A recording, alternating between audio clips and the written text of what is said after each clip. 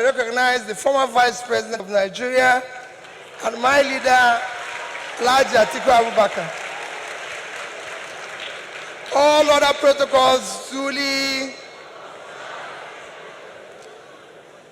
Mine is a very simple one. Let me start by thanking the organization for inviting me. As you know, I'm one of those strongest beneficiaries of the judiciary. For my strong legal team, for the work of my small level team led by Dr. Onyechi Bazu, SAN, and led OJ Nadi, SAN, I wouldn't be standing here. You know that from my election petition to my impeachment to my tenure interpretation. And again, whenever people talk about corruption in the legal or in the judiciary, and one who takes exception, in all this journey, I did not give anybody 1 naira.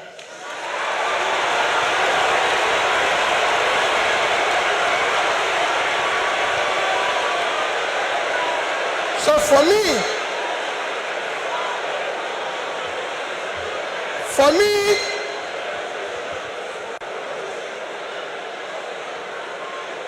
I remain eternally grateful to you for what you did for me to be here and everything. Our topic today is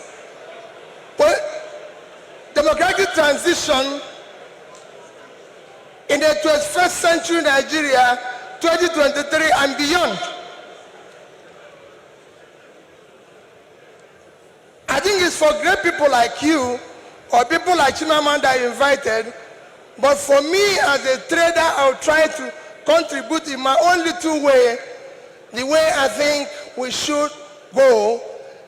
For me, democracy have a simple description. Government of the people, by the people, for the people. That means everything about democracy is the people. And transition means changing from one thing to the other. And for me, Nigeria needs urgent transition from being a highly insecure country to a secure country, from a disunited country to a united country, from corruption to a transparent country, from a country of lawlessness to a country of law and order. But in all this, it is important that we look at where we are today for people to understand the gravity of the journey we are going to take if we are going to transit. Where are we today? Nigeria have qualified to be a failed state.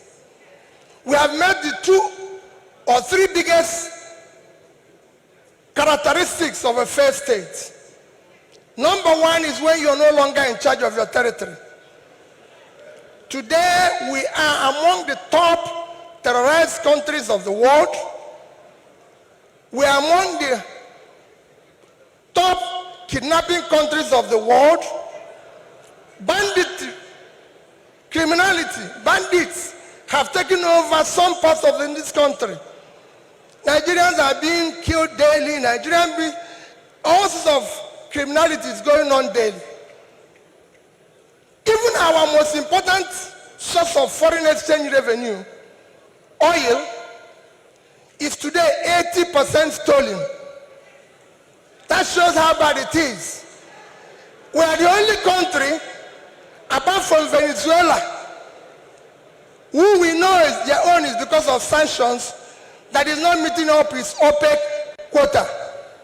Every other country is begging for increase, but Nigeria is not meeting up its own. And you wouldn't believe the quantity that is missing. In July alone, our total average, our quota is 1.8 million. In July, our total average was 1,083,000 barrels a day. That means that in July, we lost 707,000 barrels per day. If you multiply that by 31 days, it will give you 22,227,000 barrels of oil that we lost. This is a country that needs dollar. If you sell it, if you sell that oil, if you sell the quantity we lost, this is July alone. If you sell it at the average price of $110, it will give you $2,450,000,000, which at our rate of exchange of 550, you lost. If you use 550, because I used an average of 550, you've lost 1,344,700,000,000 naira. That is your country. That's what you lost in 1 month because of stealing. It is important that we know this. Number two item to show that we are first state is that you are no longer in control of your economy. Your economy today, we have an economy where we have over 100 million people living in poverty. Your unemployment is one of the worst in the world because you have a combined unemployment of 50%, unemployment and unemployment. Out of 200 million Nigerians, 60% is supposed to be working. So you're supposed to have 120 million Nigerians working, but today Nigerians that are working are under 50 million. So 70-something million of Nigerians are not working, they are not productive. When you compare this to your productivity, you will see how low it is. But what is even worse, we're in a physical mess, total physical mess, because of all this.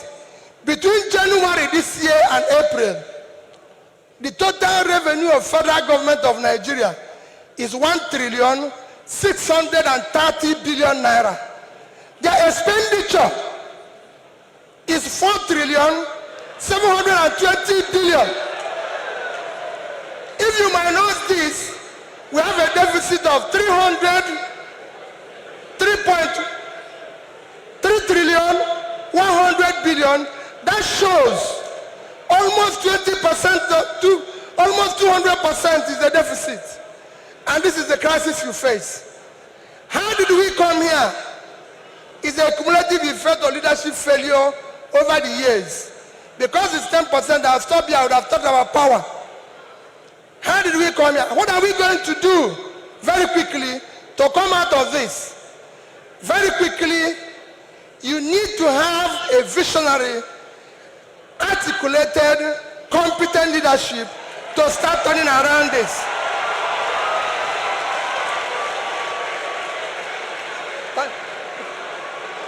So next year, the time is up. I'll take it there. Now next year, the election you're going to have next year will not be about, remember, it is not about tribe, no religion, not connection, not entitlement. It must be election about character, competence, capacity, and commitment to deliver.